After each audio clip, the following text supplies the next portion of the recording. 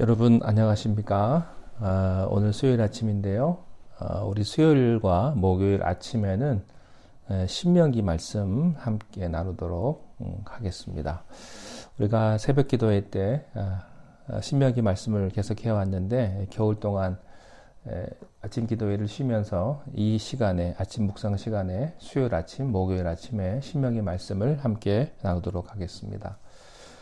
오늘은 신명기 6장 10절부터 13절까지 말씀입니다.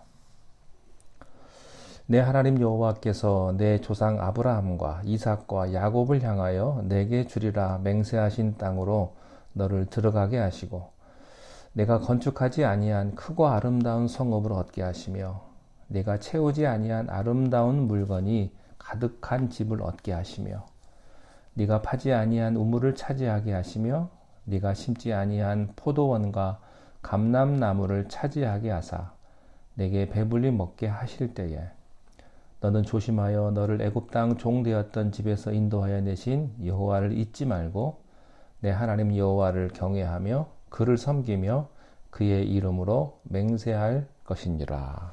아멘. 가나안 땅에 들어가서 백성들이 지켜야 될 도리에 대해서 언급하고 있는 말씀입니다. 광야 생활 40년을 지내면서 이스라엘 사람들은 참 고생을 많이 했습니다.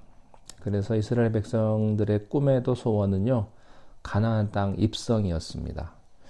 이제 그만 한 곳에서 잠도 그만 자고 싶고, 이제 그만 떠돌아다니고, 이제 집을 좀 갖고 싶고, 그렇게 살고 싶었습니다. 젖과 꿀이 흐르는 그 땅에 들어가기만 하면 이제 난민 신세가 끝이 나고 이제 더 이상 아무 소원도 없을 것 같았습니다. 그런데 모세는 정작 이스라엘 백성이 가나안에 들어갔을 때 새로운 위기가 올 것을 경고합니다. 육체적으로는 편안해지겠지만 육체의 위기는 사라졌지만 영적인 위기가 몰려올 텐데 이것을 너희가 감당할 수 있겠느냐고 경고하시는 거예요. 하나님의 백성들은 고생의 떡을 먹고 광야에 있을 때보다 약속의 땅, 풍요의 땅에 들어갔을 때 조심해야 할 것이 더 많습니다. 절절하게 기도할 때보다 기도 응답 받고 난 뒤에 시험 드는 경우가 많기 때문입니다. 어려울 때보다 편안할 때 조심해야 할 것이 더 많습니다. 풍요로운 육체적인 환경이 오히려 영적 긴장감을 느슨하게 하면서 우리를 나태한 신앙으로 몰고 가기 쉽기 때문이지요. 그래서 신명기 말씀은요, 바로 그 위험에 대해서 예방주사처럼 우리들에게 미리 경고를 주시고 있습니다.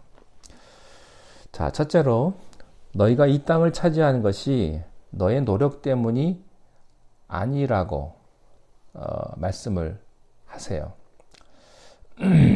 10절과 11절에 계속해서 반복되는 패턴이 있어요.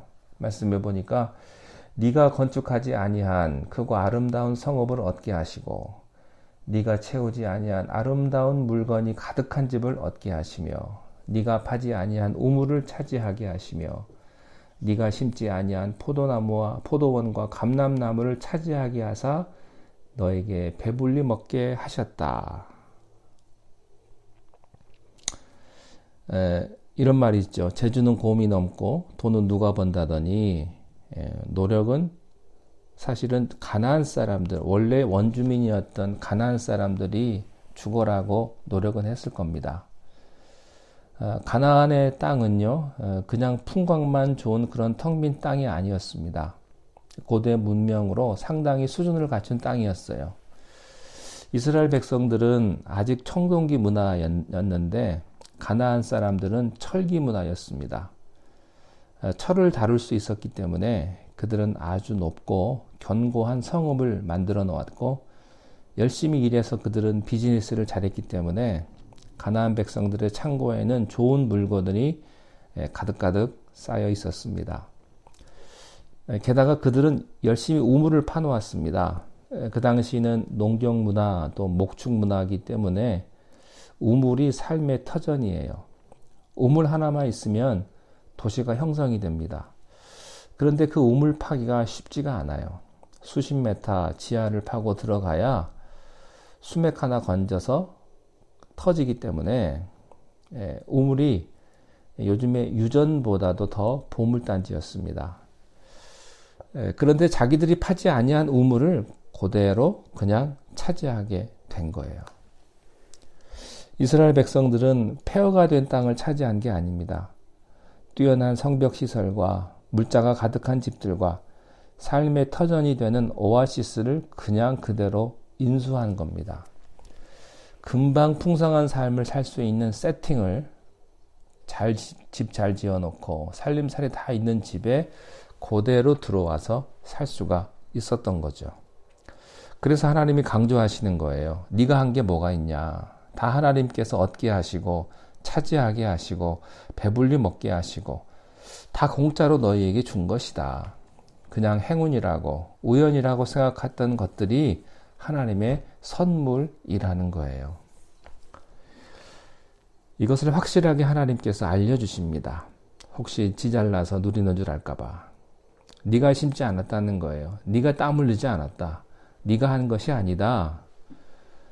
네가 열심히 노력했지만 그 노력으로는 택도 없다는 겁니다. 우리가 기도할 때는요. 오직 하나님의 은혜만 바란다고 기도해 놓고 정작 응답받고 나면은 자기도 어느 정도는 일조하지 않았나 생각을 합니다. 하나님이 50, 나 50 이렇게 합한 결과 이런 놀라운 일이 생겼다. 주님 함께 노력해 주셔서 감사합니다. 나를 도와주셔서 감사합니다. 솔직히 도와주신 겁니까? 주님이 다 해준 거죠. 그거를 확실하게 알라고 하십니다. 왜 하나님께서 가나안 사람들이 열심히 일한 거를 다 이스라엘 사람들에게 넘기셨습니까? 하나님께서는 성경 곳곳에서 악인의 재물을 의인에게 옮기시겠다고 말씀을 하세요. 욥기 27장 16절 17절 말씀에 이렇게 기록이 되어 있습니다. 그가 비록 은을 티끌같이 쌓고 의복을 진흙같이 준비할지라도 그가 준비한 것을 의인이 입을 것이요 그의 은은 죄 없는 자가 차지할 것이며. 여기서 그는 악인을 가리킵니다. 악인이 아무리 욕심으로 재물을 티끌처럼 모아봤자 그것을 하나님께서 의인, 여기서 의인은 완벽한 사람을 말하는 것이 아니고요. 예수님의 피로 거듭난 하나님의 뜻대로 사는 백성들을 말합니다. 주인이 바뀔 거라는 거예요. 그래서 이 가나안 백성들이 철기 문화를 만들고 견고한 성읍을 만들고 또 장사를 해서 엄청난 부를 축적하는 그런 실력 있는 사람들이었지만 그들의 영혼이 부패했기 때문에 온갖 종류의 우상을 만들어서 숭배했기 때문에 하나님 앞에 죄를 지었어요. 그래서 하나님께서는 그들의 땅을 이스라엘 백성들이 차지하게 하시고 그들이 이루어 놓은 모든 것을 이스라엘 백성에게 옮기셨다는 겁니다. 그 말은요, 이렇게도 적용할 수 있어요. 이스라엘 백성들도 마찬가지로 하나님을 버리고 교만하고 또 우상 숭배하면 같은 꼴이 될 수가 있다는 겁니다. 그 모든 것을 잃고 약속의 땅에서 쫓겨날 수가 있다는 거죠. 그래서 이스라엘 백성들은요, 훗날에 가나안에 들어가서 자신들은 아브라함의 백성이기 때문에 금수저를 물고 태어났기 때문에 하나님이 자기들에게 당연히 이 땅을 준 줄 알았어요. 근데 그게 아니거든요. 그들이 아브라함의 육체적인 자손인 것만을 자랑하고 아브라함의 믿음을 잃어버렸을 때 그들은 약속의 땅에서 쫓겨나게 됩니다. 하나님의 백성들이 하나님을 버리면 하나님이 그들을 버리십니다. 모세는 그래서 약속의 땅에 들어가서 정신 차리고 조심하고 살아야 된다고 경고하는 겁니다. 12절 말씀에 너는 조심하여 너를 애굽 땅 종되었던 집에서 인도하여 내신 여호와를 잊지 말아라. 광야에서요, 막 사방에서 독벌레가 나오고 야만 민족이 습격하고 그럴 때도 한 번도 안 쓰던 말이에요. 너는 조심하고. 그런데 정작 풍요롭고 따뜻한 땅에 들어왔는데, 집 안으로 들어왔는데 이제부터 조심하라는 거예요. 뭘 조심하라는 겁니까? 영적으로 조심하라는 거예요. 이 말은 풍성한 약속의 땅에 들어가면 새로운 차원의 영적인 공격과 유혹이 사방에서 너를 기다릴 것이다. 그런 뜻이에요. 사람이요, 어렵고 고통스러울 때는 하나님을 결사적으로 붙잡습니다. 그래야 살아남을 수 있기 때문이죠. 그런데 캐년에 가보셨습니까? 거기 보면 굉장히 가파른 낭떠러지가 있죠. 가끔 사고가 나서 사람이 죽는 경우도 있는데, 근데 사실은 그 가파른 낭떠러지 거기서 떨어져 죽는 사람은 거의 아무도 없대요. 왜냐하면 전부 긴장을 바짝 하고 안전수칙을 지키기 때문에 떨어져 죽는 사람이 거의 없는데, 더 많이 죽는 곳이 있답니다. 밑에 내려와서 평범한 동네 언덕에서 떨어진다고 합니다. 쉽게 생각하다가, 조심하지 않다가. 사람이 그렇습니다. 역경 속에서 하나님을 꽉 붙잡고 있기 때문에 영적으로 강하던 사람들이요, 시련의 때가 지나고 나면 언제 그랬냐는 듯이 바쁜 일상으로 들어가면서 그 간절한 믿음이 식어갑니다. 기도도 뭐 대충 하게 되고, 예배, 헌신도요, 뭐 대충 하는 거예요. 가나안 땅에 들어가서 좋은 집을 얻게 됐으니까 청소도 좀 해야 되거든요. 가구도 좀 들여놔야 되고, 그러니까 집 관리가 바빠진 거예요. 부요한 삶을 살면서 삶의 재미에 푹 빠져서 하나님을 잊게 됩니다. 그래서 하나님께서 조심하라고 하는 거예요. 너를 애굽 땅 종되었던 집에서 인도하여 내신 여호와를 잊지 말고. 그 말은 무슨 말입니까? 지금 네가 잘 나가는 것 같아서 막 고개를 쳐들고 있지만 너 종이었어. 노예였단 말이야. 절망밖에 없던 너를 누가 살렸나? 그거를 생각하라는 거예요. 올철기적 시절을 반드시 기억하고 살아라. 주님과의 첫사랑을 잊지 말아라. 애굽에서 나올 때요, 죽자 사자 하나님만 붙들던, 그 구름기둥 불기둥 밑에 바짝 붙어서 결사적으로 붙들던 그 믿음의 불을 깨뜨려서는, 꺼버려서는 안 된다는 겁니다. 하나님께서는 그래서 나태해지는 우리를 위해서 가끔씩 폭풍 같은 광야 속에서 그 광야 속으로 우리를 집어넣으세요. 그래서 우리가 하나님 말고 도취되어 있는 그 어떤 거를 깨뜨려 버리십니다. 그게 돈일 수도 있고, 명예일 수도 있고, 그게 건강일 수도 있어요. 그것은 하나님께로 다시 돌아오시기를 바라시는 하나님의 사인인 겁니다. 여러분의 시간은요, 우리의 퇴색한 믿음에 하나님이 생명수가 부어질 그런 초대의 시간이 되는 것입니다.